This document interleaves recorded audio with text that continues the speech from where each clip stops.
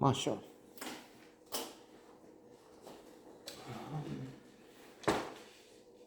To conclude, and then anybody interested in just an opinion, we have not, briefly, we have not been impressed. It's not terrible, but as far as we could see, now we're getting into a sort of a discussion, analysis, saying on some levels it wasn't really satisfying.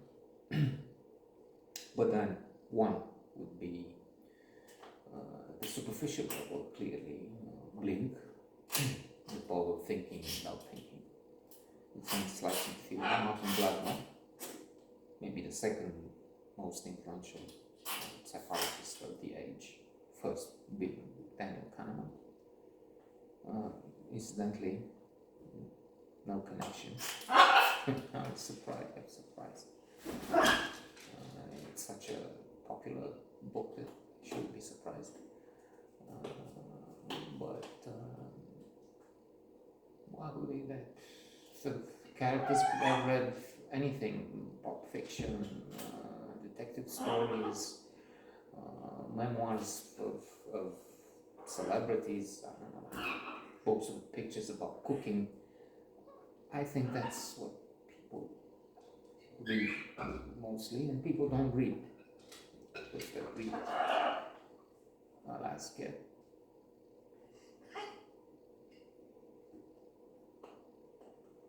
Bogged down.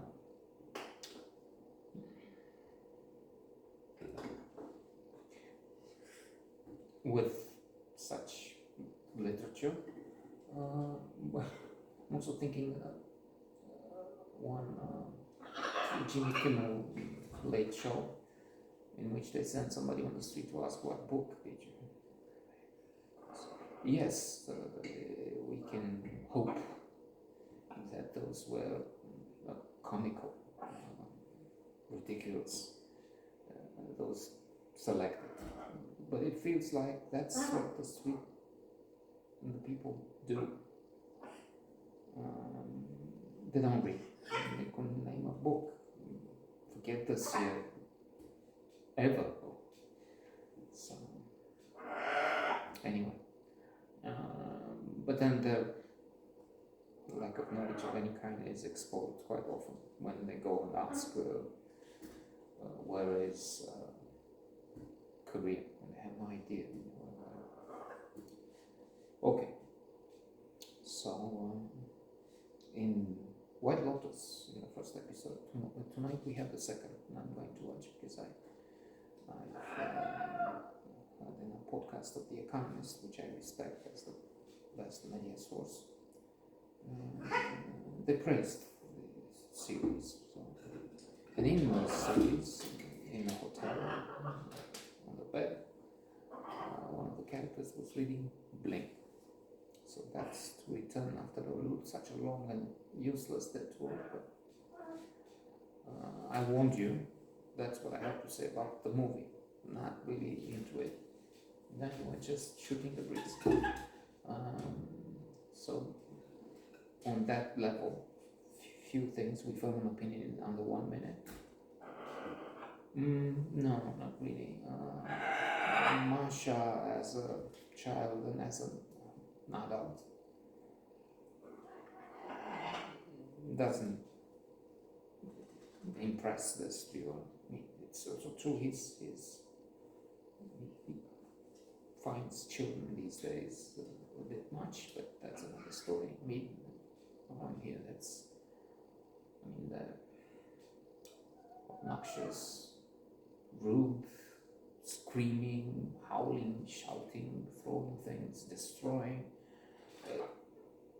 So that's living here. That's the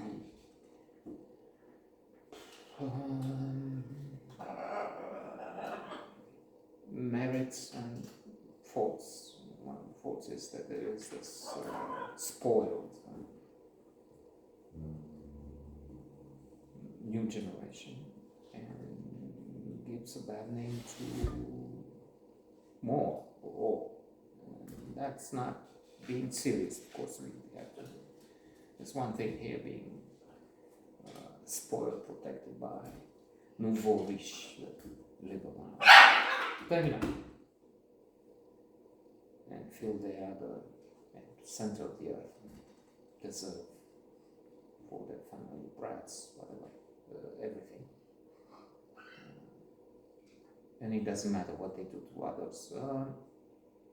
So it's stupid to project this.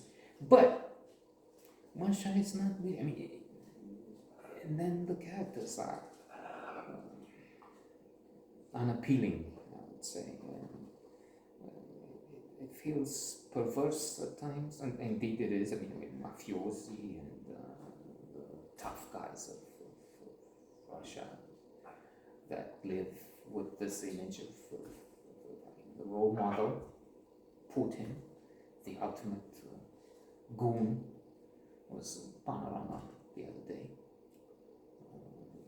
The King of Jordan, the President of Cyprus, the fellow from the Czech Republic, and so on. Tony Blair using offshore companies to avoid paying some taxes and so on. And Putin. With a bang for him and his cronies, with this woman who has a child that looks strikingly like Putin. Probably or surely his mistress, property Monte Carlo, and the guy with billions of stolen money. So, yeah. The pity is that there are some spectacular Russian movies, and I'm a fan of Russian literature. Chekhov, Gogol, Dostoevsky, Tolstoy, Turgenev, Bulgakov. The list is immense, of course. And they have some phenomenal films. Not this one. Masha is more modest. An ordinary movie.